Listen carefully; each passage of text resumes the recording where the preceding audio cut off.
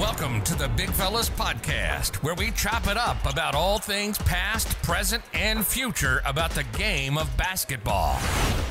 Where facts, stats, and context reign supreme. That is blasphemous! Sometimes it gets crazy, but we always keep it real. Always keep it real. Get ready to learn from players, coaches, and fans from all levels of the game and see the court in a brand new way. And now, fresh off the sidelines, here's your host, John Hartophilus. What it do, fellas, and welcome to the Big Fellas Basketball Podcast. I'm your host, JH, coming to you from New York City, the mecca of basketball. Today, I'm excited to be joined by Coach Christina and Coach Derek Klein, basketball coaches at National Powerhouse Long Island Lutheran and founders of Empire Youth Athletics. In this episode, we spoke about how they built a positive playing culture from the ground up with Empire, their thoughts on AAU, social media, and basketball today, as well as what it's like playing against the best competition in the nation. We've got a go in store for you today, fellas. Episode number 31, Coach Christina and Derek, Empire Youth Athletics. Hey, Derek. Hey, Christina. What's going on? How are you, John? Hey, what's going on? Thanks for having us on here. Super excited to have you guys on. It's going to be a fun episode. I mean, knowing both of you from kind of before this podcast even started. Yeah, it was good. That was last year, I believe, right? In the gym in Brooklyn? Yep, one of the Super League camps. Because I'd seen you and obviously heard of you before from all the Empire stuff. Yes. And LuHi. But yeah, I mean, I'm super excited to record this. So it's going to be a lot of fun.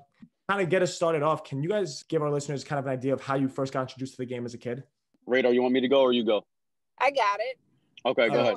Introduced as a kid. That's a good one.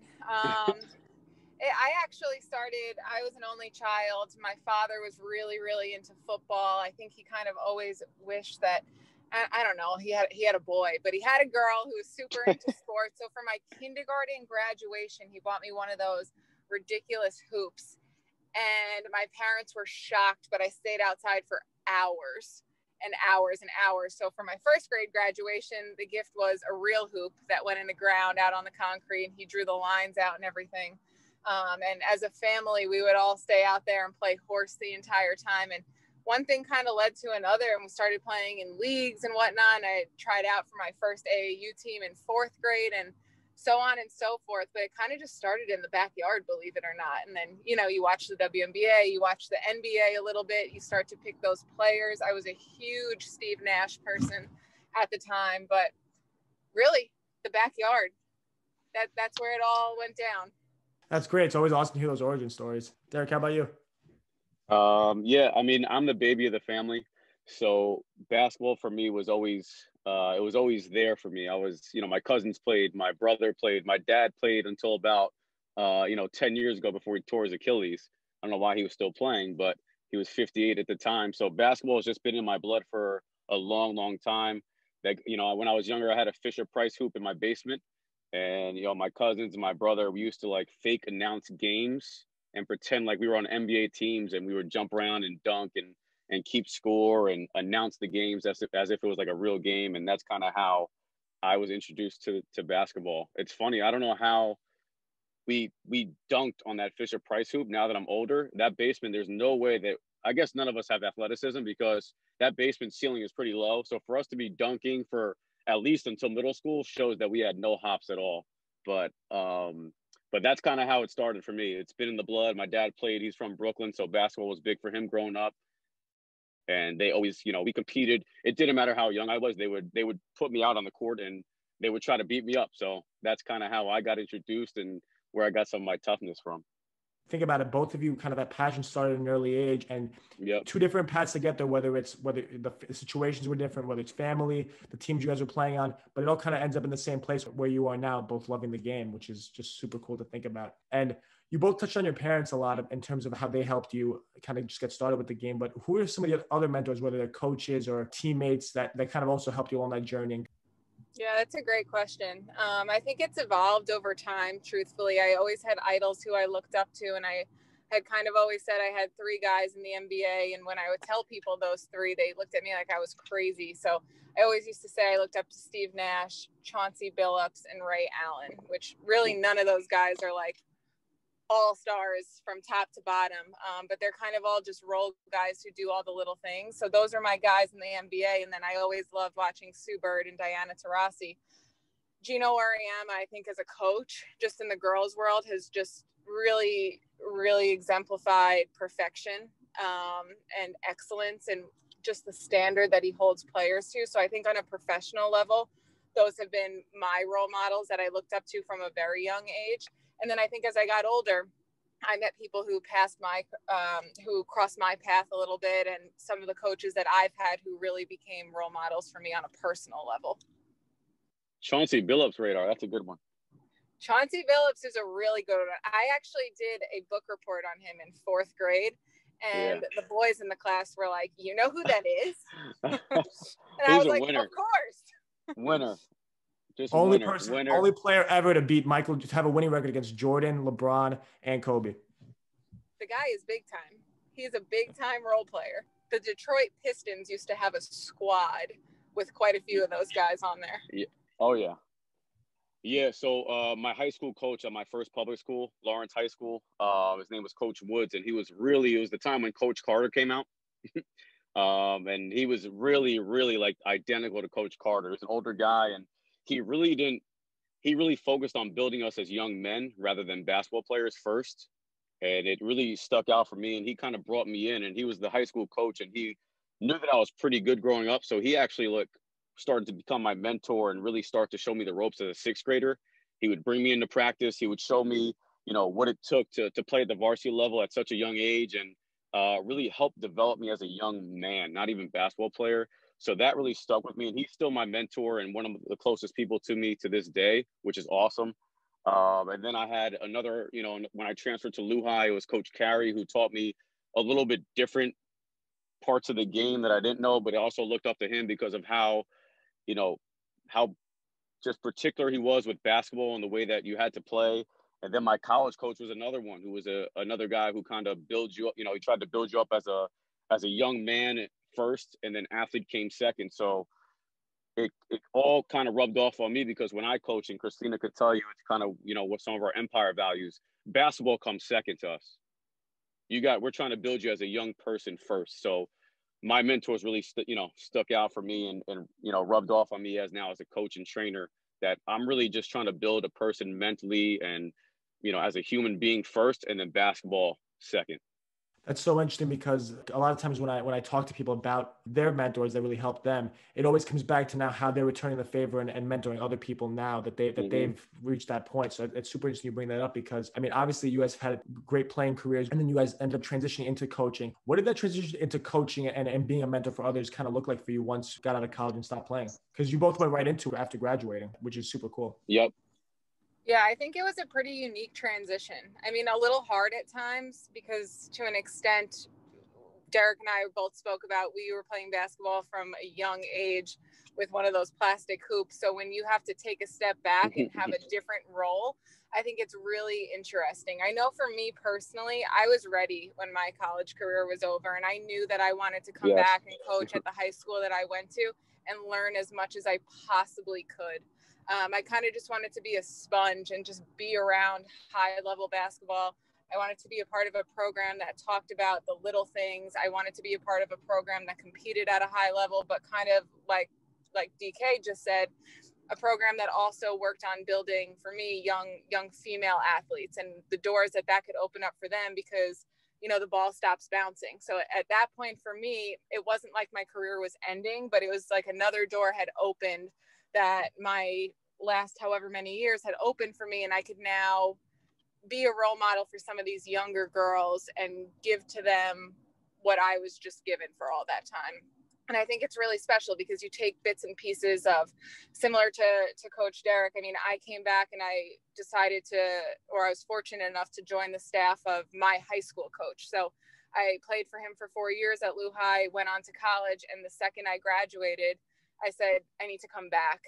I'll take a sub position. I'll get my master's, but I know I want to come back and learn as much as I can. So being able to transition even in relationships, because you have a relationship with your coach as a player, and then you have a relationship from an adult's level of being on their staff and learning those different roles and how to give kids different things. Some of what you had, and also some of what you didn't have. So kind of just tying it in, bringing it full circle. And then, that's the cool part in all of this, is you get to decide what your non-negotiables are. You get to decide, out of all the books you've read, out of all the practices you've been to, the coaches you've played for, what are my non-negotiables? What's important to me? And I think that's really shaped our program. And all the teams that we've been a part of is what's important to you. What are your values? And I think that looks different across the board, but if you don't have those experience and throughout that transition, you're not surrounded by awesome people who want to watch you grow and be a part of something special, you're not fostering that. But when you're able to really grow on and off the court, and listen, that doesn't stop. You know what I mean? We're coaches now, but we're still learning every single day. So I think that's probably the most interesting part of the transition, is you're just being a student of the game in another way. Yeah, like similar to Rady, once my college career was over, I knew it was time to not hang them up, but I knew that I wanted to transition from, from just putting in the daily grind of playing for like my whole entire life. I knew that I wanted to be part of the game in a different way. And even when I was younger, for me, I was like Friday nights, I wasn't a going out type kid. Like me and my cousin and one of my best friends, we'd kind of like stay home and just like rep out and do just like training on our own. And it was like, from then on, like when I loved training with a coach, and then I loved to start training on my own and doing drills on my own, I knew that this was my passion.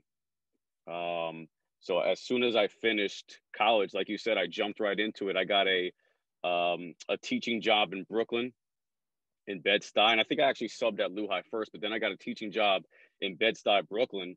And I told the AD, like, first day, he's a guy from Long Island, so it worked out, fine. I said, I want to help you guys out. So I volunteered, in Bed-Stuy, where I wasn't really comfortable. I put myself in a situation where I wasn't used to, but it helped me, build and become the man I am today. But so I went into volunteer there.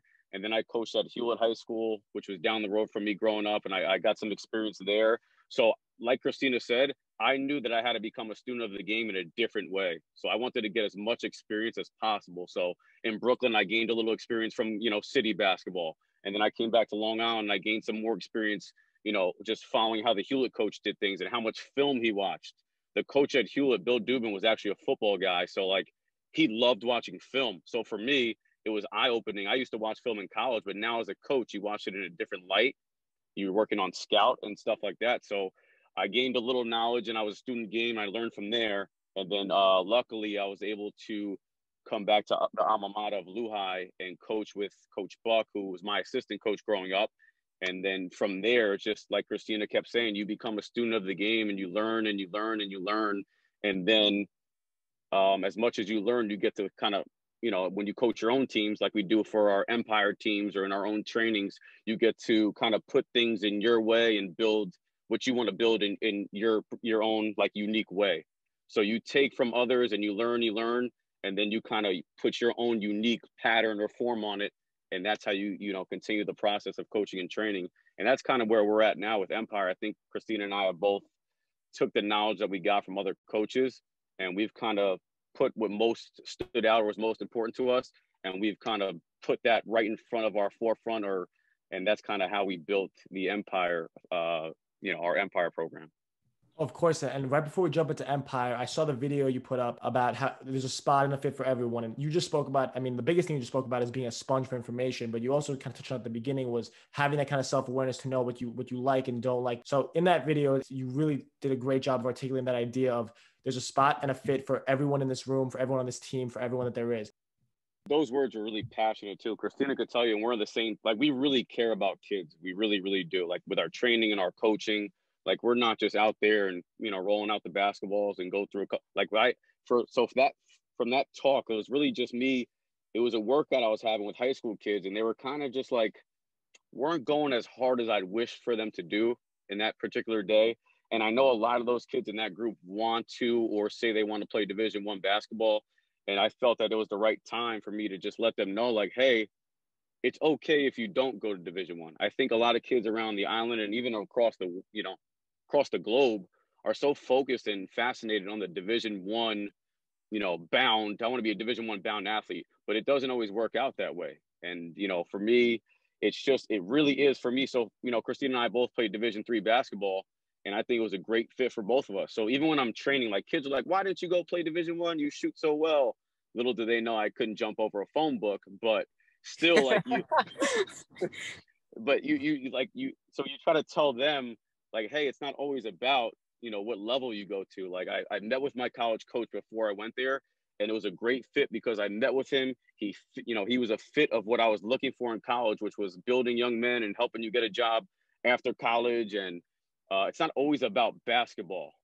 It's about where you can fit in, where you can, does that program, first of all, does the school have what you want academically, right? So Brockport had a great phys ed program. I knew I wanted to do that. That's a great fit. Does their style of play fit you, right? They were up and down. I love to go up and down, pressure, move the ball, get a lot of open shots. That's how they play. Boom, that checked the box. And then the coaching situation. As you can tell, I had a lot of mentors growing up. So having a coach that could relate to me and be there for me when I needed, not even basketball advice, but life advice, that was another check of the box. So that's kind of where that talk came into play. Like, these kids got to stop with the fascination of Division I. And I think they really need to go where they fit in their, like, realistic level of play. And I think that, it's funny, after that video came out, there's a bunch of kids that end up going D3, D2 that texted me and kind of messaged me on the side and said, thank you so much. Like, I needed that message. And I didn't really know it at the time that I was going to go that way. And, went kind of viral on Twitter, which was pretty cool. But a lot of kids were like side texting me and side, messaging me saying that it was, thank you so much for that. Like, I really needed you, or I needed somebody to just kind of point that out, that it's okay to not go Division I. It's okay to go D2 or D3, and really go where you fit as a person and player. Coach, just to add to that, I think it's something we see a lot, but you hit the nail on the head when you said it's okay. And I think that's something that these kids need to hear more, because let me tell you, there is no shame in playing at any different level at the college level. Nope. We deal with it a ton, but just explaining the different levels. And I think the knowledge behind it, and I'm definitely, I don't want to say a victim of it, but I'm guilty of it. When I was in high school, I was very, very fortunate. My head coach at the time, Rich Slater, was very brutally honest. And I had a couple of low Division I schools who had come to a couple workouts, and we're talking semi-interest. And at the time, I thought it was the greatest thing in the world. Like, you get letters and whatnot. And I played on a really solid AAU team. So we're talking like, my best friend was going to West Virginia. My other best friend was Colgate, Fairfield, you name it. So I was like, I have to play Division I basketball. He sat me down in a room with my parents, and he said, the head coach hasn't watched you play once. I said, yes. So the assistants have been here a bunch. And he goes, you need to go visit Trinity College. It's one of the best academic institutions in the country. It does not matter what division it is. If you like it, you're going there. And I was like, you're crazy. I didn't work this hard to play Division III. Right. He goes, Chris, some D3 schools can beat up on a ton of D2 schools, and some D2 schools can beat up on a ton of D1 schools. And you know what? You're not going to the WNBA. So you're going to get a great education, and you're going to be ready for whatever life has to give you. And I think that's really important, because we're always worried about hurting people's feelings and putting offers on Instagram and Twitter, and the social media kind of just kills that. But are we guiding these kids to the best of their ability? Like, the goal is for them to be successful. The transfer rate is the highest it's ever been in college basketball right now. So when we're having these kids pick schools, is it so they can have a cool graphic, right? And they can feel good about it in the moment to say that they played Division I basketball? Or are we actually preparing them to be successful young men and young women off the court, and preparing them to have a successful 4 years in the classroom and on the court? So I think that's really huge. And I don't think people talk about it enough, honestly. Yep. And Coach, just to build off that, it starts at home too. Like, for me, you said, on your team, you had kids going to West Virginia. So for me, I was blessed to have great players at LuHi. I mean, Tobias Harris in the NBA, Ash Yakubu went to Villanova. I think our whole, pretty much 7 kids of the 12 on my, senior varsity team went Division I probably. And then a couple of us went to D3, and it started at home. I mean, my parents said, hey, listen, this decision's on you. Or, those kids are a little higher level, and, are you okay with playing at this level? And you should be okay with playing at this level. And here's what, why SUNY Brockport's good for you. And So parents, I think, play a big role in that as well. And if it's lacking, that's kind of where Christina and I and other, coaches come in. And that's where that speech came in. It seemed like some of those kids were a little kind of lost with the college process, and with COVID going on, some of them were a little confused, going into their senior and junior years. So, and just, growing up, I think Christina can probably tell you, we had aspirations. Obviously, when you're younger and you're a basketball player, I want to go to the NBA. I want to go to the WNBA. So for me, I started to go to higher level basketball camps, and I kind of got to realization that I wasn't that level, and it was okay. Like, I was still pretty good, but I wasn't going to the NBA. And that's kind of around my, I think, sophomore year of high school or junior year, or even freshman year. I was just like, hey, listen, I'm going to play as hard as I can. I'm going to do the best I can. I'm going to give the maximum effort. And wherever I end up playing, that's the best thing for me. But I know at the end of the day that I gave it my all. And that's something that these kids should know. It's okay. Like we keep saying that those words right there, it's okay if you try your hardest, give your maximum effort, and you just end up going where you fit best. And it's okay if it's not Duke University. I think it's important that it's more than okay. Like it's not settling. There's a home and there's a fit for everybody. And like Coach said, whether that be the style of play, the academics, do they have your major? You'd be surprised how many kids don't even look to see if they have their major. Exactly. Yep. And it's such a finite number that go on to play at the next level. And we've been really fortunate to have kids who do, but the majority, they have to go get a master's. They have to be in the job force. So what are we doing to help everybody, I think, is because you can't coach every kid the same way. So what are we doing to best prepare them is what it comes down to. That obviously perfectly exemplifies the whole philosophy behind Empire. Can you kind of take us back to kind of the origins and how you two kind of came together and had the idea of creating Empire? So Coach and I and our other partner have been together for a long time. We actually, I'll tell you a funny story real quick. We went to high school together. I tell a couple of people this one. So I didn't even know her in high school, John. I didn't even know she was there. JH, you have no idea. They didn't speak to me in high school. I was a freshman, and they didn't even talk to me in the hallway. Fast forward, we own a business together. We were focused, John. We were focused on basketball. Full circle. So we had kind of, coaching at LuHi, we became very close, the guy staff and the girl staff and whatnot. And we had worked with a couple different companies beforehand that didn't work out. And, just being together all the time, talking X's and O's, talking about our values, talking about our culture. Why don't we do this on our own? Right? Like, we're so passionate about it. Let's share this with everyone and let's create something that's really, really special. So we kind of got together and we spoke about what we felt Long Island was missing basketball wise. And to us, those were you could call them our non-negotiables, but our really important parts. And we say it all the time, but when we were talking about our really important parts and they kind of just fell into place, we were very lucky. We were all very aligned with what we expected of kids, what our expectations for a program were. And we really, we complement each other nicely with our skill sets. I mean, you're looking, Coach Derek is probably one of the best on the court guys there is. You can't find better energy wise and whatnot. And our other business partner, he takes care of stuff behind the scenes, and we just complement each other nice and filled in missing pieces. So when we all had the same values and we all kind of looked at each other like we could give something really special to Long Island basketball right now. And I don't know where this is going to take us, but we love what we're doing and we're having a good time. And if we can share this with other kids, why not? Let's try it. And from there, honestly, it took off. And I think a lot of kids bought into what we were about. And it's not for everybody. And I say that all the time. I think we attract a very specific type of athlete.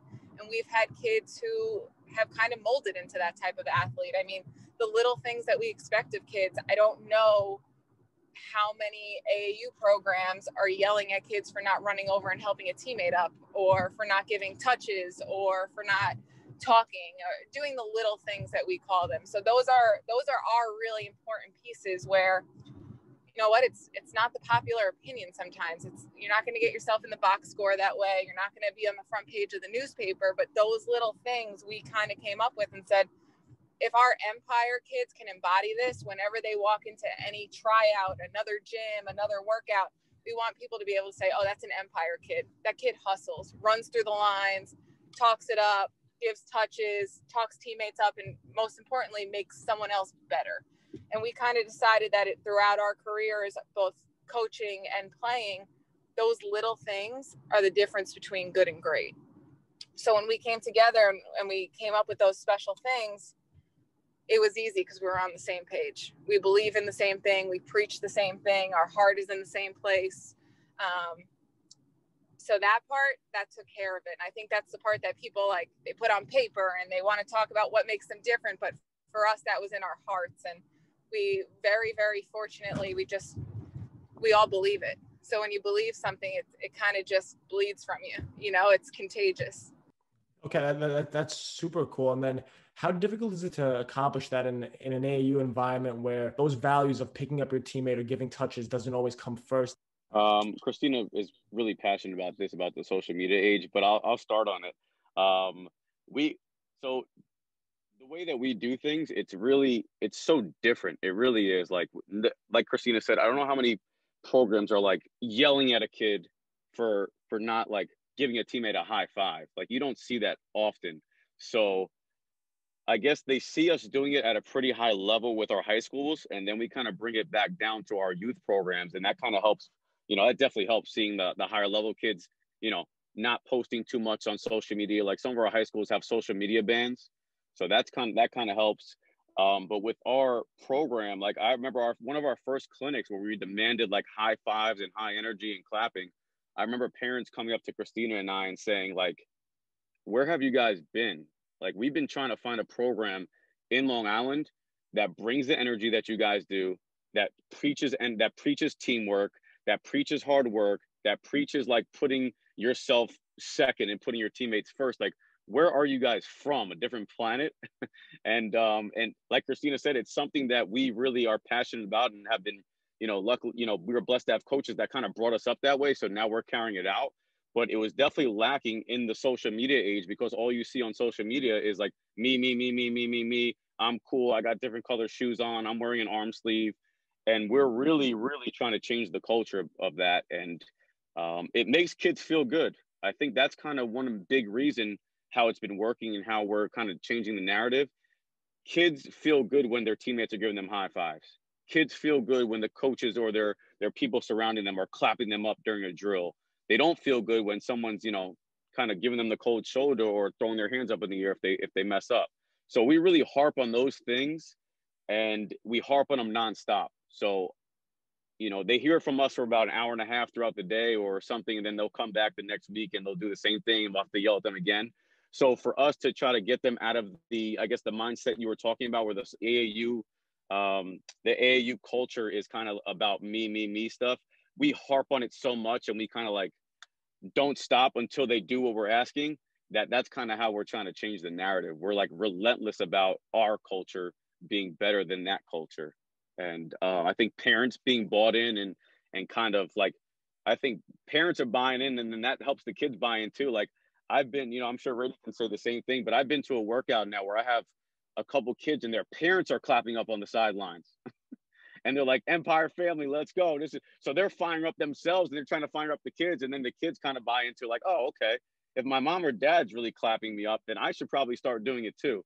So it's like a full family affair. Like we're really making an impact on kids. And I can't tell you how many times we've had parents come up to us and say, you've completely changed my son or daughter. Like before they met your program, they were really kind of like in a weird stage of, you know, being selfish or kind of doing the wrong things in school. And no joke, since they've been with you guys, they're very respectful. They cheer their teammates up. They clap their teammates up. Even if they're playing like in a CYO and they're not on our team, they're still carrying out our values. And the parents are so happy that we've taught them that. Like if you hit a free throw, you need to go over and high five your teammate.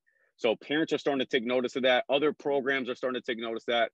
I've had parents come from other teams and say, you guys do things so differently. Like, what do you, like, I need to be part of Empire.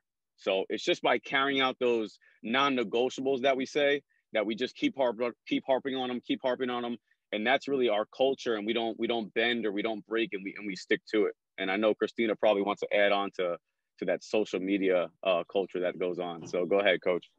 Oh, social media. Do I love that stuff. If I didn't have to have an Instagram, and trust me, I would be so far off of that stuff. But, you know, I think it's all just giving them the proper tools to use these things. Coach mentioned an important part just about our parents buying in and whatnot. And I'll be the first to admit I'm really, really harsh with our parents at the beginning of the year. And I think it's something that I've personally just decided for all these teams that I coach, and I'm talking like 5th grade girls, some of them, it was their first time playing basketball. We have a parent meeting and I say, I don't want to hear from you. Like, don't call me. If you have a concern about health, safety, you have my number, text me 24 hours of the day. But if you want to talk to me about playing time, how about getting in the car, telling your kid, you know, why don't you call Coach Christina? I will talk to a kid any hour of the day. Coach, why did I come out at that point? And I think the key there is everybody buying into the process, right? Yeah, coach, that's big. We talked about on the court, off the court, being prepared. I think that's probably one of the biggest themes of what Coach and I have mentioned. And I think it really comes down to, like, we're in an age where you're hiding behind a screen. Mom and dad are reaching out to coaches. Like, you're trying to tell me when so-and-so gets to college and they get a C on their first paper, you're calling up the professor. So we really try to encourage, like, relationships with these kids. They know we love them. They know we care about them. I mean, some kids drive from over 2 hours away to come to workouts every week. So I think that's really important, is starting to just build that accountability, those relationships, because they can't get in the car. If mom and dad aren't on the same page as us, we're not going to get anywhere, right? We all need to kind of be on the same page. We're all on the same team. You know what? Instead of, why didn't I play? Well, I don't know. Why don't you ask coach what you can do better? And the coolest thing in the world was when I had a 5th grade girl at the end of the year say, what can I do to play more? And fine, I'll give you a list of things. You know what I mean? And that's exactly what, and guess what? She changed half of those things, and the kid played and started for us the next season. So I think that's really what it's about when it comes down to those things. Because especially, I mean, I don't want to go too far on a rant about the social media stuff, but inevitably and just inherently, social media preaches me. I mean, very, very rarely do you see a video of a kid making a great pass and it's not about the Euro step finish. It's a me thing. It's a highlight tape. It's a this. I mean, what about like bench celebrations and stuff like that? So I think if you could call a timeout in a game and get livid with kids because they didn't run over to pick a kid when she fell over on the baseline, that's when you're really teaching them things. Because, and I say this at a lot of our workouts, but one day they're not going to be with us, and they're going to be at a high school workout. They're going to be at a tryout. They're going to be trying out for their varsity team. And if you sprint over and help a kid or give high fives and you don't shut up the entire time, I promise you, if you're a fringe kid, there's going to be a spot for you on the team. You're going to find a way onto that roster, because programs need culture. So I think if our kids can be culture builders, and we like to say energy givers, not energy takers, I think that's a really big thing, and that's a defining quality of what we hope our athletes eventually embody. I don't think, unless a kid's taking a really, really bad shot, like I tell kids all the time, I'm never going to yell at you for shooting the ball, but if you don't sprint over to help your teammate off the floor, the whole gym is going to know. The whole gym is going to know. So true. It's just, so it's cool that, they've, like we keep saying, the parents buy in and the kids are starting to buy in. So our Empire culture has been so strong, and I think that's really helped us grow as a program in such a short amount of time. And I think it's interesting. This doesn't happen overnight. We didn't wake up and 50 kids just showed up to a clinic and we're like, yeah, like, let's clap it up. Let's talk it up. We used to run clinics, and Coach and I used to preach this, and some kids would look at us like we were insane. Like, wait a second, you care that I point at somebody after they gave me a good pass for a layup? Like, this coach is crazy. And I think after being with us in the gym and they understand that, like, this isn't fake. Like, I treat Coach Derek this way. I treat our other coaches this way. I bring the same type of energy when they do something great. that they almost understand, like, oh no, we really mean this. This is not, it looks good. No, this is something that in our hearts, like, we feel very passionately about, and something that's going to separate you and make you a better person. So I think that's really key, but it's definitely a process, you know, especially just going back to the AAU world and the age of social media and high school basketball, college basketball, that landscape. It's an uphill battle. I don't think that it's the norm. I don't think kids are being taught this necessarily all over the place. And it's not to say other programs aren't. I think a ton of programs do great things. But when it comes to that stuff, some kids look at you. I've never been asked to do this in my life, but I've worked on off-foot layups and underhand on the other side. So it's a different expectation. And I think kids really appreciate it because they get to feel a part of something, and like their teammates and coaches really care about them. I think the word is, we haven't said it yet, but we're like kind of building around the word. It's accountability. Like, our coaches, Christina could tell you how many times, hey, coach, I don't like your energy. And she'll tell me, leave me alone, but I don't like your energy. So if we can keep each other accountable, like, we're obviously going to keep our kids accountable. And like, if they see us, if they see me talking to Coach Rady and I'm talking to her to pick her energy up, they should probably be doing the same thing. If I'm not scared to tell coach, they shouldn't be scared to tell their teammate to pick the energy up. And like, they got to put, you know, for our older kids, younger kids, they kind of just maybe will bicker back and forth, and we'll tell them that's not the way it should be. But some of our older kids, what we'll say is like, just check your ego at the door. If a teammate tells you to do something, it's for, you know, for the betterment of the team.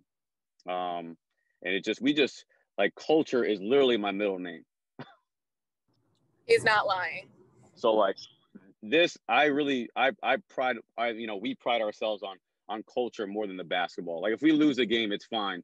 But if we sprinted to help our teammate up and we were cheering on the bench, and I know coach can tell you from her 5th grade team, I don't know how much games they won in the fall, but she loved coaching them because their energy was through the roof. So we care more about that stuff, because in the end, we're trying to build young people. We're not, no one's, we're not going to be Michael Jordan or Sue Bird overnight, but we can put small drops in the bucket of building young men and women. And that's really our mission as a program.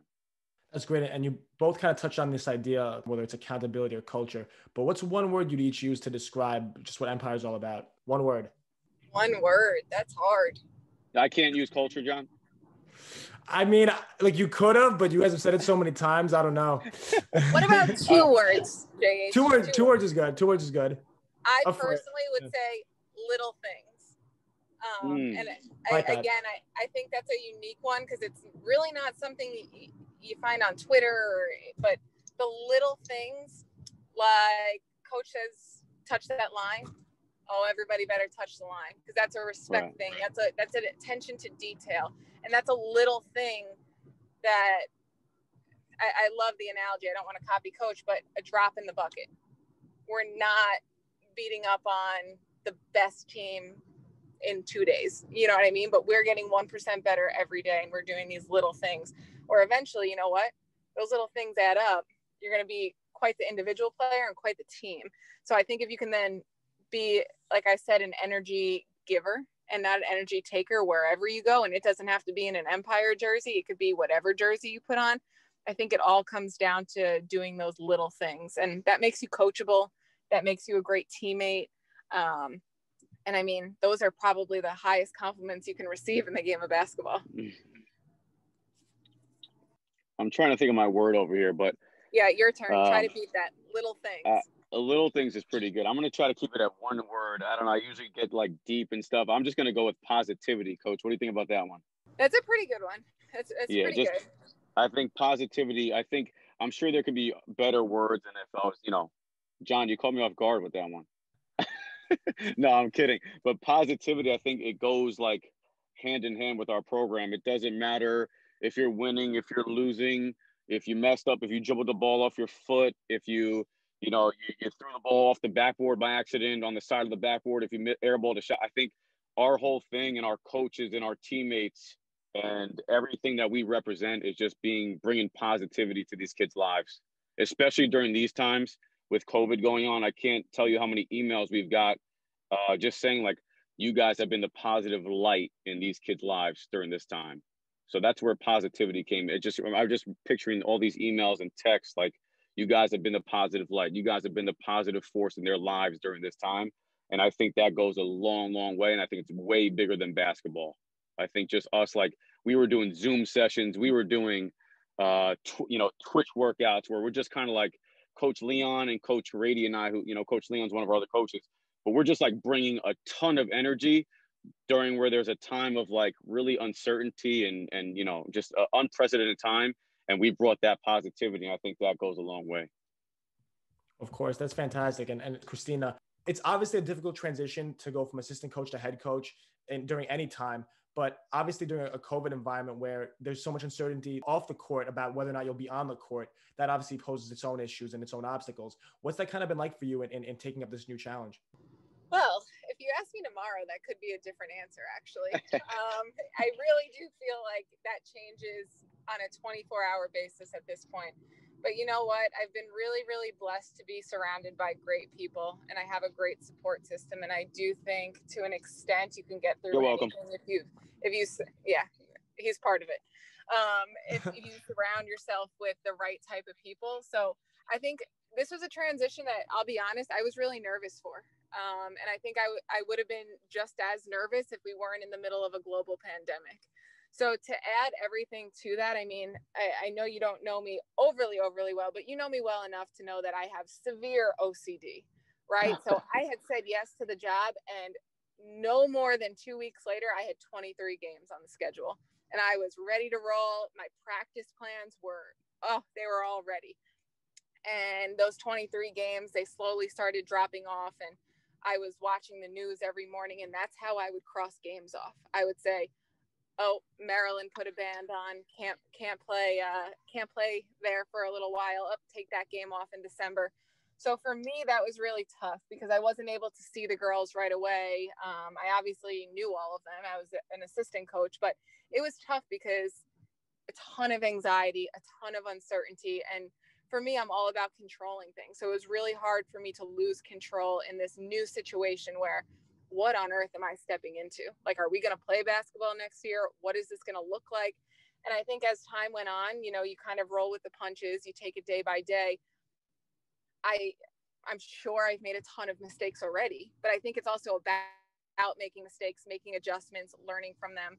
And I think you really can't make this up, what's going on and just the guidelines. And it's true, it's ever changing. But you know what? If you surround yourself by the right people, and again, I'm fortunate because I have a great group of girls to work with, it hopefully makes it that much easier, right? Because if you go to work every day and you do what you love, you might be uncertain. I might stay up until 3 a.m. freaking out about who we're playing on what day. Is this showcase canceled? Like, I mean, right now we're in groups of 4, we're in pods, and we're working out in mask, non-contact. If you would have asked me on November 4th, if we wouldn't have put in a secondary break, I would have told you were crazy, because I would have had that in 4 weeks ago. So I think it's really about just being adaptable.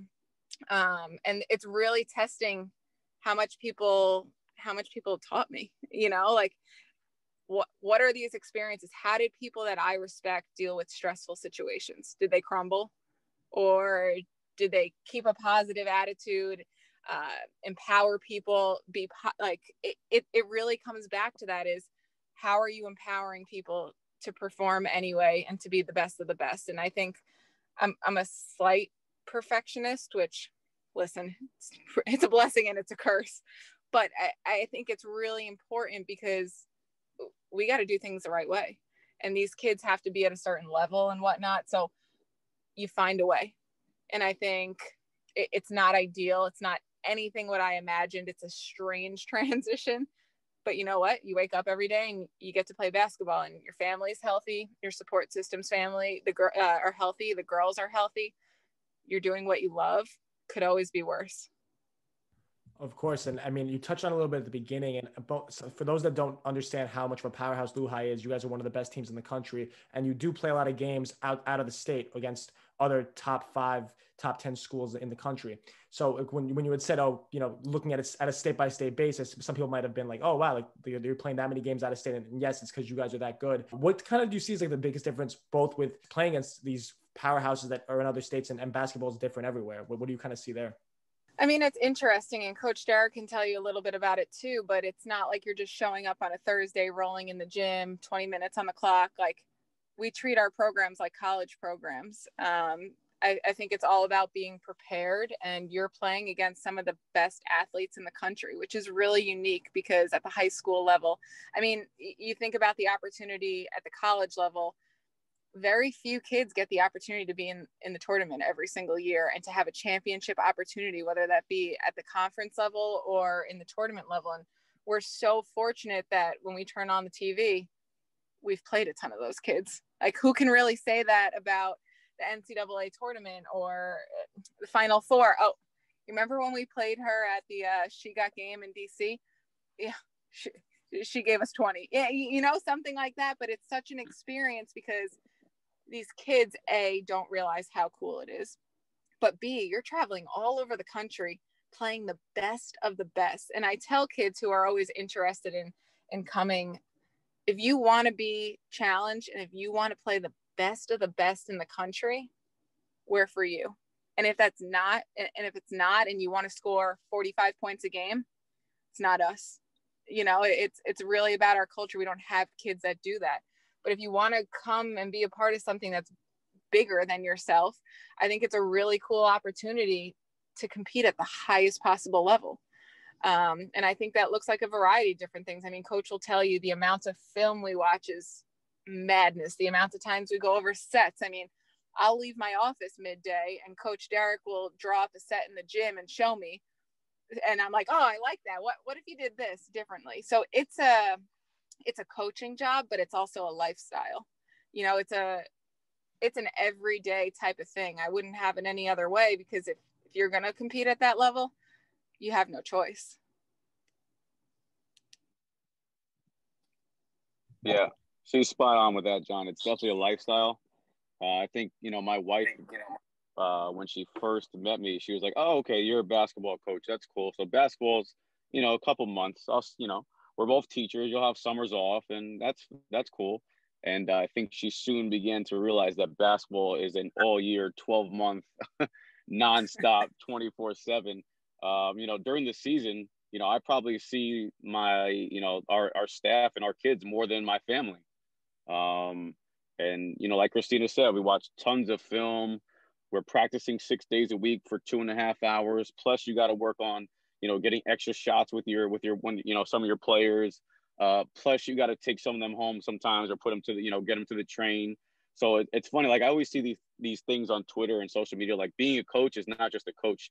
You're also like a psychiatrist, you're a taxi, you're a mentor, you're a role model. So like, being a coach is definitely not just that. It's like Christina said, it is a 24/7, 12-month a year lifestyle that if you love it, it's the best thing in the world, which Christina and I do. So we don't look at it as a hassle. We look at it as something that we really love to do. And like, you know, Christina and I both say the same thing when we, you know, because I run some of our preseason workouts. Like, we really love being in the gym at this particular moment of the day because it's all we could think about. Just being in the gym with the kids and getting their work in for the 2 hours, even though we can't go to contact and everyone has a mask on, it's still the best part of the day that you get into the gym and coach basketball for really cool young people. So, you know, and then you talk about the traveling part. Last year was a unique year for us, but we went to Myrtle Beach, Hawaii, and Florida back to back to back, maybe with like 2 or 3 days in between. And we played teams from all over the country, and we got to travel. So it's cool where the game of basketball can take you, especially when you coach it at a high level, which has been, we've been blessed to do. Coach Christina and I are both part of, you know, top 15 programs respectively for boys and girls. And then the preparation, like she said, is just, it takes a lot out of you, and it's a lot of fun as well, but it's definitely a lifestyle. And I think, Coach, just to add to you, I mean, those are unbelievable life experiences. And with that, you're changing kids' lives. Like, we have kids who leave other countries and leave their parents at the age of 16 to come try and be great, because they all have a common goal that they're all sacrificing something, whether they're taking the train in, driving an hour, or like I said, living with a host family and leaving their family overseas, but they're all kind of giving up something for this chance to be great and compete at a high level. And I think when you really see all of that come together and you see what these kids give up and put into it and what the coaches give up and what they put into it, it's pretty special. Yeah, I agree. When you sit back and look at it, especially during, last couple of years where the world has kind of been upside down and you get kids from Egypt, France, Sweden, and they all come together and like you actually like watch them compete and work as hard as they can and love each other. It's the best feeling in the world. It really is. Thank you both for helping. James was able to get tickets for the game against Sierra Canyon in February, and I was shocked that there was a high school basketball environment like that. Sitting in a packed arena, watching. Obviously, you guys pulled out a great win against Bronny. Well, Bronny James, not that he came in for a little bit. He came in for a little bit in the second quarter, but it's like the Bronny James led, because everyone just thinks that Bronny James led Sierra Canyon team. Like that was just that environment, and especially down the stretch when it got close. I mean, because it was close the whole game. But that was a fantastic environment that I never thought I would see a high school basketball game like that. You and me both, John. You and me both. That was by far the coolest basketball experience as a coach or player that I've been a part of. Really? And, yeah, 100%. I mean, just like Coach Christina said before, like the kids that we get, we try to tell them, hey, listen, you're going to play at a high level, and you may play at a higher level here than you do in college. How many of our guys are going to be able to play a basketball game on ESPN? Like that doesn't happen. That's like a 1 in a million chance. So for us to play LeBron James' kid, not just play him, but play him on national TV in front of the whole world with a packed crowd, was really like a priceless experience that I will never forget. Our staff will never forget. And every kid that was part of that roster and was a part of that game last year will never forget. And then you talk about preparation. They gave us a week to prepare. And if you know us, we're a bunch of nut jobs. When you give us like a week to prepare, we're not going to lose. It doesn't matter who we're playing. So we prepared really, really well. Our coaches did a good job. Our head coach did a good job, our assistants, and then our kids followed the game plan. And well, I mean, obviously, if you were there, the kid Andre Curbelo, who's at Illinois, put on an absolute show. I think the whole crowd, like you said before, Bronny was young as a freshman, so he didn't do that well. But, that's the headline. Come watch, LeBron James' kid and Sierra Canyon versus LuHi. Whoever LuHi has, doesn't matter, but LeBron's here. LeBron's kid's here. So it went from that to I think about, a little bit into the game when Andre was putting the basketball through the other team's legs and running floaters and had his tongue out and smiling and skipping off the court. I think that's when the whole gym started to realize, like, LuHi is no joke, and who is this, Puerto Rican kid, and how is he so good? And I think the crowd just, you talk about like why it was so priceless. When we got there, the cameras were all on them during layup lines. The whole crowd, even people that I knew from Long Island, I said, "Come support LuHi." They were on the other side looking at Bronny. I'm like, "Hey, wait, what's going on here?" But by mid game, you can see the crowd start to change and really start rooting for us. And you saw how many supporters. It really felt like an old school game when, I obviously wasn't part of it, but when I think it was, the NYC player, who Felipe Lopez, who was a big, there's a bunch of Dominican following, and, Coach Buck, one of our coaches, and some of the guys that were younger said they used to go to city gyms, and it used to feel like you were like in the Dominican Republic with all the flags and people cheering the guy on. You felt like he was a rock star. And that kind of was the feeling that we had. And it was really breathtaking to see how there was a bunch of, just Puerto Rican flags flying around, and a lot of people, like how much of an impact a high school basketball player can make on a crowd. And it was just talking about it, I'm getting goosebumps because it's just unbelievable to be part of. I'll be honest, I think that was my coolest coaching experience, and I was in the stands. just put that into perspective a little bit, but it was so awesome to be a part of. And obviously when our guys program does great things, I feel like I obviously am a part of it, but just because we're all so close and whatnot. And that was a really, really special experience that I was just grateful to be in the stands for. honestly. Yeah. And that sounds crazy, but I mean, I remember I work in athletics at LuHi, and we were talking about the game and communicating with some of the people who were running the event. And I was just like, I'm pretty excited to not be an AD or a coach tonight, and to just watch this thing and be a part of it. And I think we drove like 3.5 hours. It got there super, super early, waited outside. And it was just really, really cool to be a part of. But those are the special moments, you know, no one's ever going to forget those. No, you'll never forget that. Here's a funny story. There was a cool picture. I'm pretty humble, so I don't really talk about, like, you know, any of our successes. I really try not to. But I was at the beach, and I started talking about LuHi, and the guy didn't realize that I coached there just yet. And then we started talking, and I said, "Yeah, no, we played LeBron James kids this year." And he goes, "Wait a second, you were the guy in the picture that was screaming his head off with the red tie." And I was like, "Yep." So it's just cool, like, that picture was out, and like it was, known nationally, and it's just it was really, really cool to be part of. It really was. Of course, and just like you guys said, I mean, I will never forget that day, and I don't see myself really, definitely not being in a high school gym like that anytime soon. That kind of excitement, which is unfortunate, but I mean, hopefully, who knows, maybe in a few years you guys could play against Bronny James I as a hope senior. So I mean, Christina, just off that topic of like crazy experiences, I remember when we went to Greece, you were shocked as to what was going on in the stands, whether it was with the flags and the flares and the chants.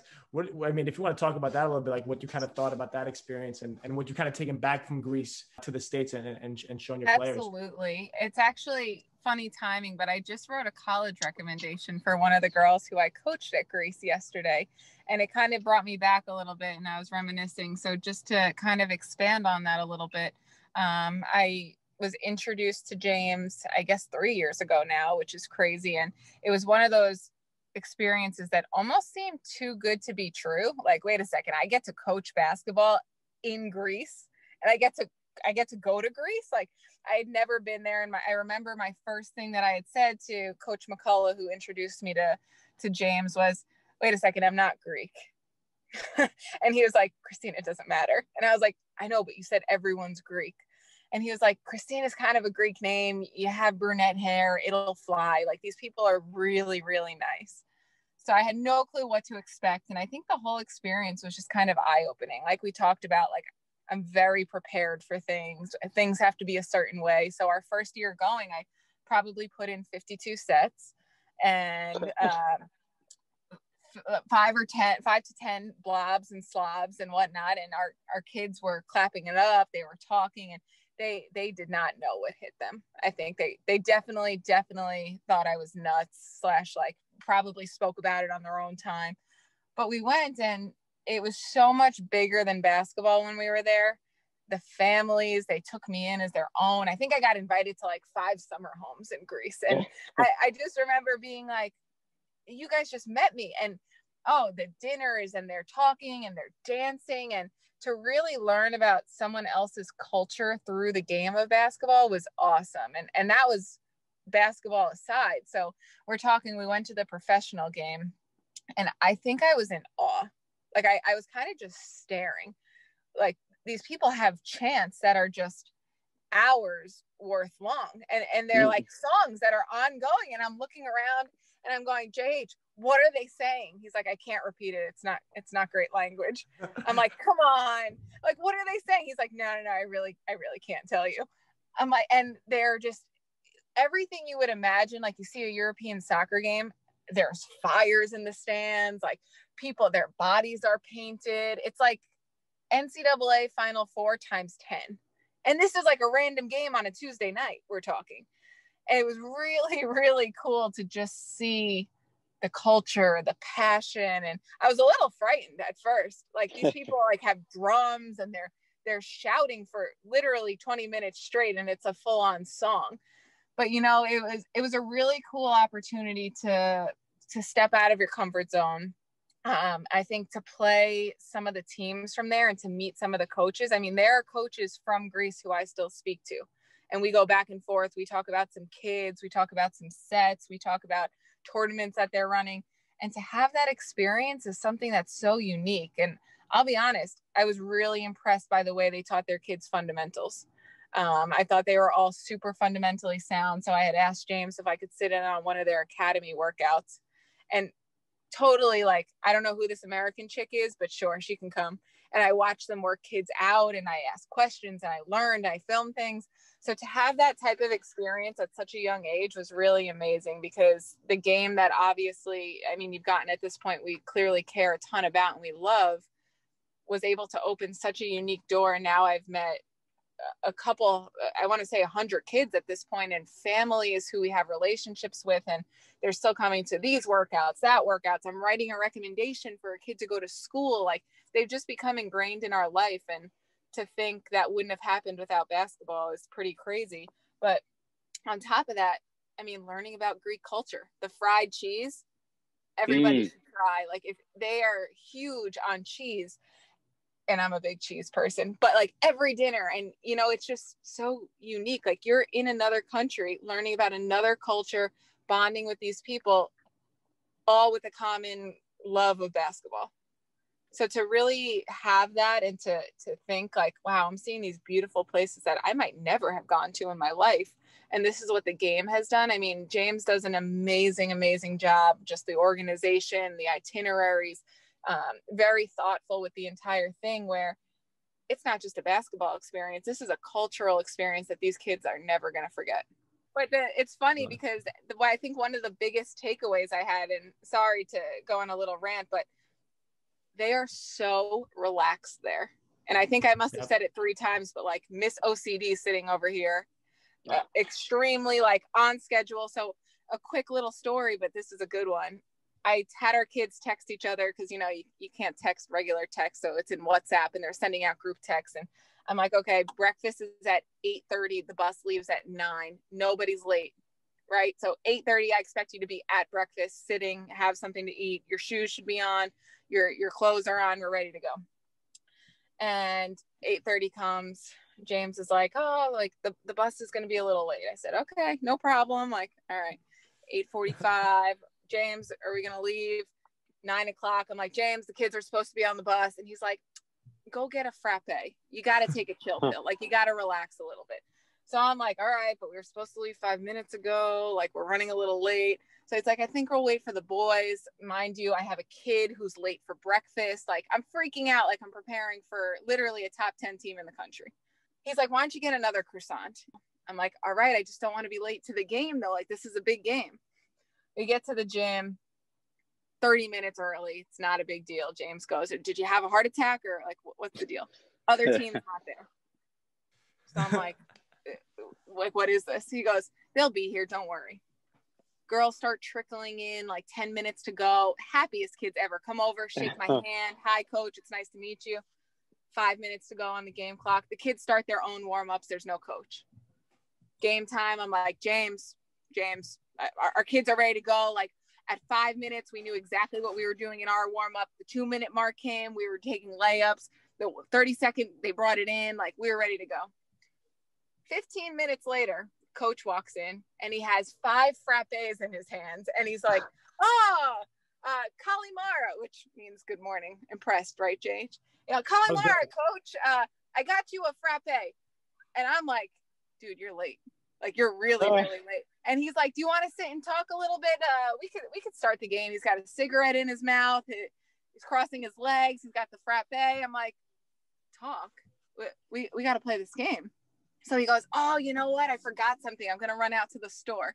And I'm looking at this guy like he's crazy. And he goes, coach, you're on island time now. You got to relax a little bit. and it's funny because it actually made me like, you know what's the worst thing if this doesn't start right away? And that's so not me, but it was so eye-opening and so interesting. And from then on, like, the guy always brought me a frappe to every game that we had in Greece. And the parents were like, oh, we're a minute late. Like, Coach Christina is going to freak out.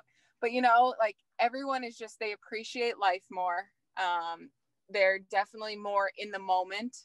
And I think that really helped me, like, all right, so we're 5 minutes late. Like, that's okay, you know? And it's a really nice lifestyle. I think that's why they live longer than us, I'll be honest. Definitely a whole different world over there. And it's so cool that you're able to have those experiences and learn so much from it. Just to wrap up, one last question. I always ask it to finish up the show. What's some advice? Because I mean, this is, you've obviously both had so many experiences up to this point that you would have given yourself maybe 10 years ago, getting out of college, about to embark on your coaching journey that you weren't thinking of at the time, but you, after all the experiences you've had, whether it's at LuHi, with Empire, overseas, wherever it might be, what's some advice you'd give to a 20-year-old Derek or a 20-year-old Christina? That's a good one. I would definitely say be a sponge.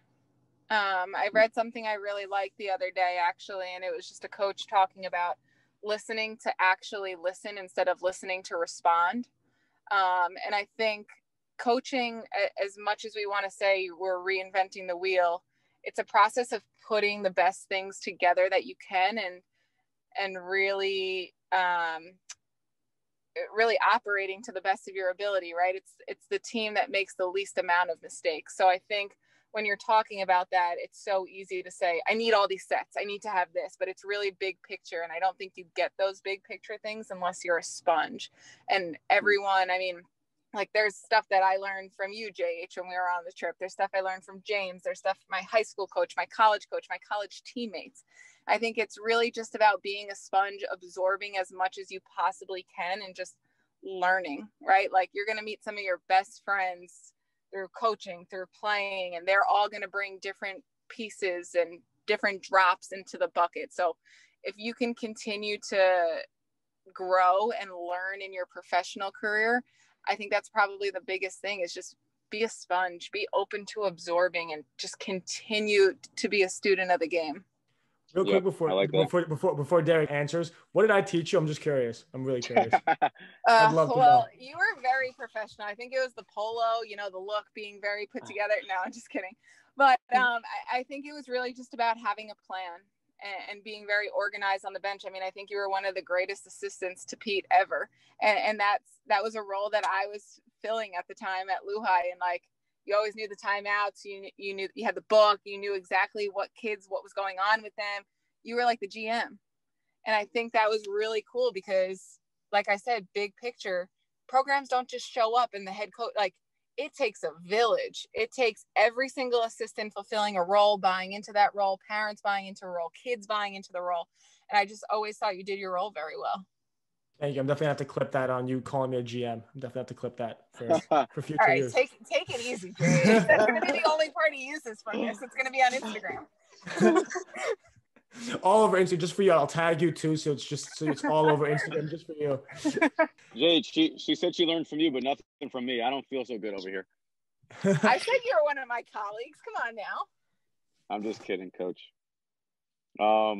So for me and Coach, that's being a sponge is key, and you definitely need that. And I would give that to advice for the 20-year-old Derek and Christina, and for any 20-year-old that's listening. My thing would be just control what you can control, and also just be the best possible version of yourself that you can be at whatever job you're doing. If you're the GA, if you're the director of basketball operations and you can't step on the court, you have to order pizza and be the best pizza orderer ever. If you have to go sweep the floor and you still don't get to step on this court, maybe your second year, be the best person to sweep the floor ever. And I think that's big time advice. I think whatever you're doing, you can't look ahead so far. You need to be able to kill the job that you have in the present, and you need to be the best possible version of you, that you can be in that particular moment, in that particular job. So like I said, if you're the assistant and your head coach that you're working under doesn't allow you to speak at practice, then you need to figure out how to be the best mute possible. You have to. And then that'll lead to more opportunities. If you're like I said, if you're a GA and you're not allowed to talk to athletes and you can't step on the court, create the best scout and create the best films that your team can possibly ever get.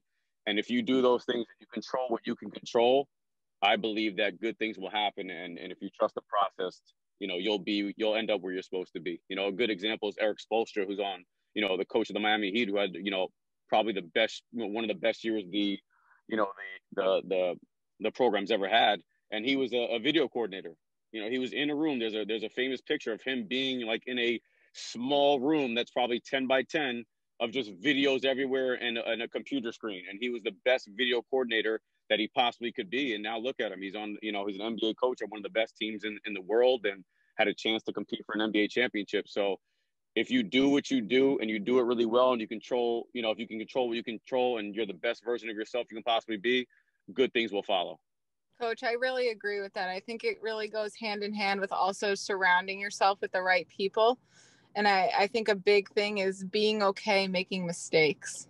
I just wanted to add. And I think that's something we also preach to our kids a little bit. And I'll be as transparent as possible. I've made a ton of mistakes coaching, whether it be my tone with a kid or what I've said to a kid. And I think that those are all valuable learning experiences. And we tell our kids all the time, it's okay to make mistakes, but never make the same one twice. And I think that really goes, Coach, with what you're saying is just every day, are you being the best that you could possibly be in that role? Are you bringing what you can and what you know you can bring to the program? Are you making us better today? And for everybody that looks different. Like for Coach, that might mean you're bringing the energy today. And for JH, that might mean you printed 7 practice schedules and you have a pack of gum and you're hitting the kids with a pad, like as hard as you can. And I think if everybody buys into that role, that's when you start to get something special. But again, 100%. Being okay with making mistakes. I mean, there were some mistakes I made where I wanted to shut down, but you know what? You move on. You never make the same mistake twice.